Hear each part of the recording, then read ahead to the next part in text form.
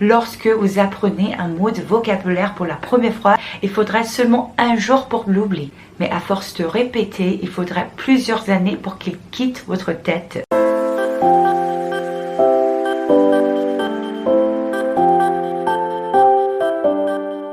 Coucou, j'espère que vous allez bien. Aujourd'hui, on va parler de l'apprentissage du vocabulaire. L'apprentissage du vocabulaire paraît souvent assez bête et méchant, car il s'agit avant tout de répéter. On apprend, on oublie, on répète, on oublie encore. C'est en fait une tâche peu valorisante et souvent frustrante. Mais il faut savoir que l'oubli est une fatalité. L'oubli est une fonction de la mémoire, pas une défaillance. Il est vital que votre mémoire oublie. Mais c'est très important de répéter. Lorsque vous apprenez un mot de vocabulaire pour la première fois, il faudra seulement un jour pour l'oublier.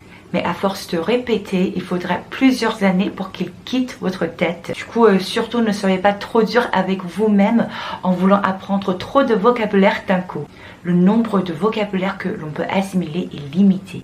Fixez-vous un objectif de nombre de mots à apprendre chaque jour. Si vous apprenez 20 mots par jour, vous aurez appris plus de 3600 mots en 6 mois. Soit de quoi avoir un niveau de français courant. C'est pour ça que je vous conseille de consacrer un peu de temps, de élaborer votre propre système de répétition. Le deuxième conseil que je voudrais vous donner, c'est d'acheter du contexte.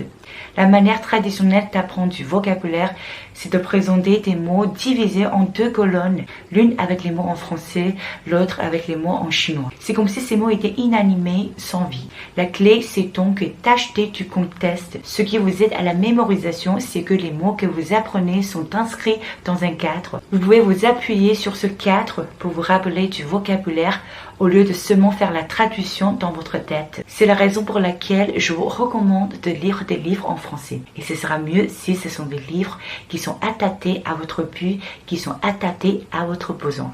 Voilà, c'est tout pour la vidéo aujourd'hui. J'espère que ça vous plaît. Au final, comme d'hab, si vous êtes en train d'apprendre le français et que vous voulez améliorer votre niveau de français, je vous recommande mon cours Lola 法语强化课程 et mon e-book Parler comme un français. Et si vous avez envie de commencer à apprendre le français, je vous recommande mon cours Lola 法语发音入门课程. N'hésitez pas à cliquer le lien dans le premier commentaire pour plus d'infos. Et puis n'oubliez pas de liker ma vidéo et vous abonner à ma chaîne. On se voit très bientôt dans la vidéo prochaine. Ciao!